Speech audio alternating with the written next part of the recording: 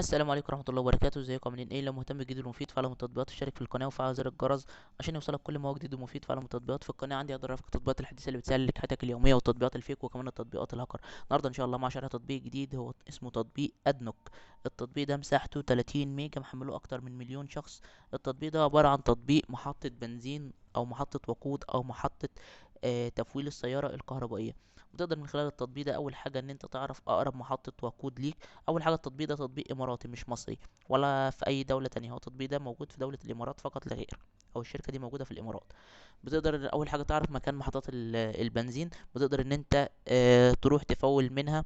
بتقدر ان انت تاخد هدايا على كل مرة بتروح تفول بيها العربية.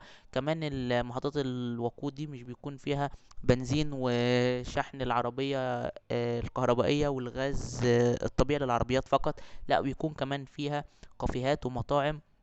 في حالة ان انت مثلا حابب ان انت تشرب حاجة قبل ما يحطوا لك البنزين، حابب ان انت تاكل حاجة، حابب ان انت تنزل السوبر ماركت، حابب ان انت تعمل تغيير زيت للعربية، حابب ان انت تغسل السيارة بتاعتك، حابب ان انت بيكون برضو فيها ورشة تصليح لو يعني العربية بتاعتك عطلت او فيها اي مشكلة.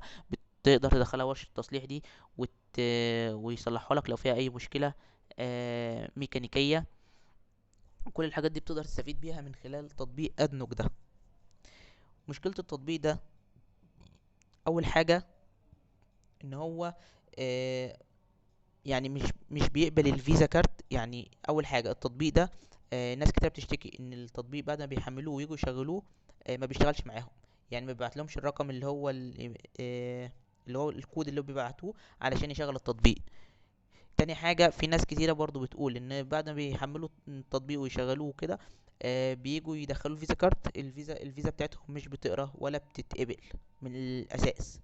تالت حاجة الناس برضو بتشتكي ان المكافآت كانت موجودة في الاول في بداية التطبيق، دلوقتي المكافآت بقت مش موجودة. يعني انت كل ما بتحط بنزين او بتستخدم التطبيق او بتدفع عليه او كده بتاخد نقاط، بس النقاط دي انت مش بتقدر تبدلها مثلا بكاش باك فلوس، او ان انت تاخد تفويلة مثلا مجانية او تاخد عدد لترات بنزين مجانية او اي حاجة من الحاجات دي.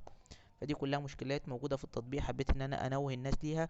وبس كده يعتبر ابسط شرح للتطبيق بالنسبة للمزايا والعيوب. لو عجبك شرح التطبيق يا ريت تدوس لايك للفيديو، لو عايز شرح التطبيق معين يا ريت تسيب لي في الكومنت. لو اكتشفت ميزة او عيب للتطبيق في اي تحديث من التحديثات القادمة اكتبها في تعليقات الفيديو. شكرا، سلام عليكم.